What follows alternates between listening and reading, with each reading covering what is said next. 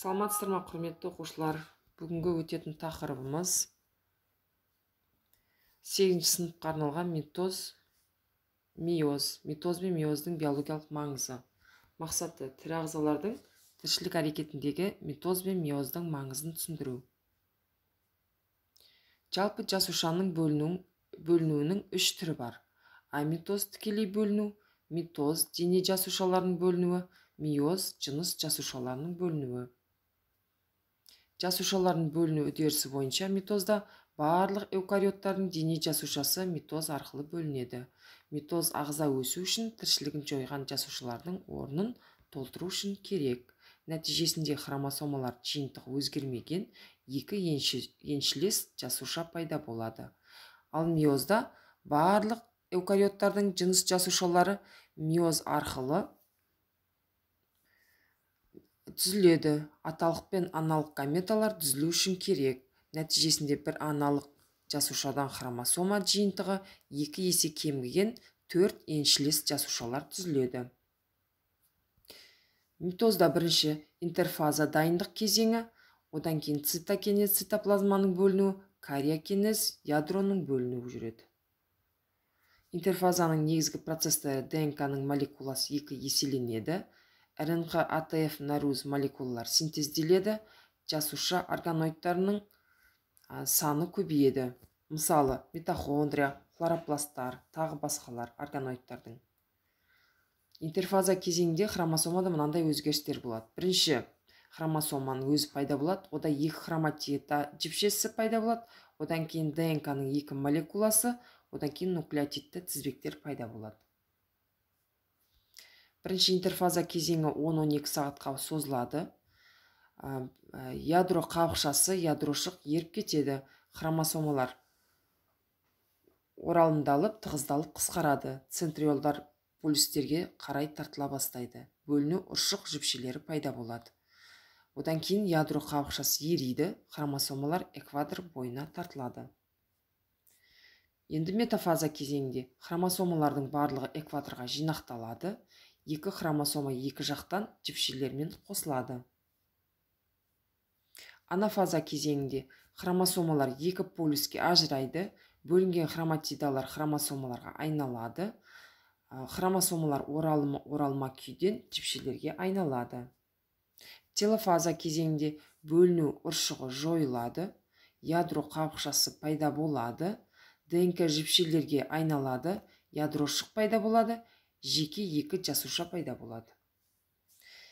Сонымен митоз үдерісі аяқталғаннан кейін миоз үдерісіне келейік. Миоз жасушаның ерекше бөліну түрі.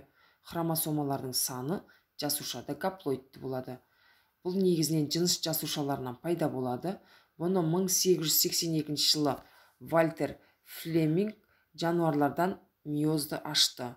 1888 жылы Эдвард Страсбургер өсімдіктерден осы миоз процесін ашты.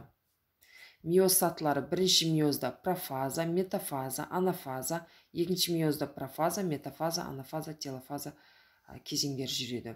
Миоздың бөліну уақытындағы 2 сатысын бірінші миоз және екінші миоз деп аталайды. Әрбір миоздық бөлінуде 4 сатысы бойынша жүреді. Бірінші миоз профазасының сатылары: жіңішке жіпшелер сатысы лептотена деп аталады. Хромосомалар жіпшелер 2 еселеніп шумақ түзеді.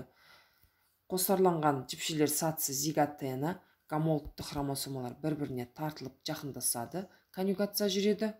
Үшінші жіпшелердің бір-бірінен алыстау сатысы диплотена, жақындасқан хромосомалар бір-бірінен ажырайды, хиазмалар түзеді, яғни ұқсас хромосомалар өздерінің үлескілерімен алмасады. Оны кроссинговер деп атайды.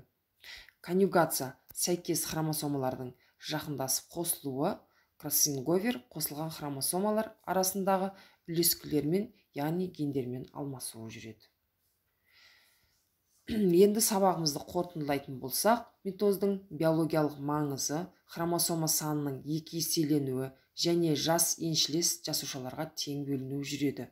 Митоз процесінде бір жасуша жаңа 2 жасушаға бөлінуге даярлана бастаған шақта хромосомаларда таңғаларлық өзгерістер байқалады. Әр хромосома ұзын бойына екіге бөлінеді және екі бөліктің екеуі де теңбе-тең генетикалық материал алады. Яғни хромосома жиынтығы тең болады. Ал миоздың биологиялық маңызына келсек, конъюгация және айқаспа барысында гендердің қайтадан комбинациялануының жүзеге асырылуы жүреді. Хромосомалардың комбинациялануы салдарынан тұқым қуалау өзгергіштігінің күшейе түсуі жүреді. Үшінші, миоздың биологиялық мәні хромосомалар саны 2 есе азайып, гаплоидты жиынтығы бар гаметалардың түзілуі болып табылады. Мына суретте өздеріңіз көргендей митоз бен миоздың бөліну процестері суреттен көрсетілген. Үйге тапсырма. Екі кесте беріледі. Бұнда митоздың фазалары жазылады және осы жасушада жүретін процестерді осы әр 4 жаңа кезеңдер бойынша жүргізіліп отырады.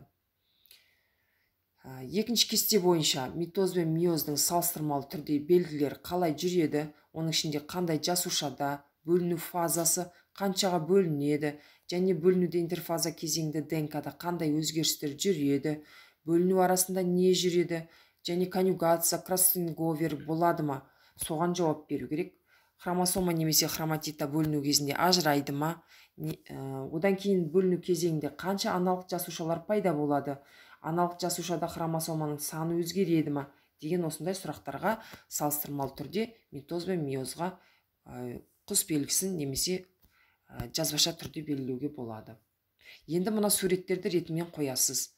Жаңа миоз кезеңіне жата ма, митоз кезеңіне жата ма, осы суреттерді ретімен қойып шығасыз. Бүгінгі сабақ осымен аяқталды. Көңіл қойып тамашалағандарыңызға көп рахмет.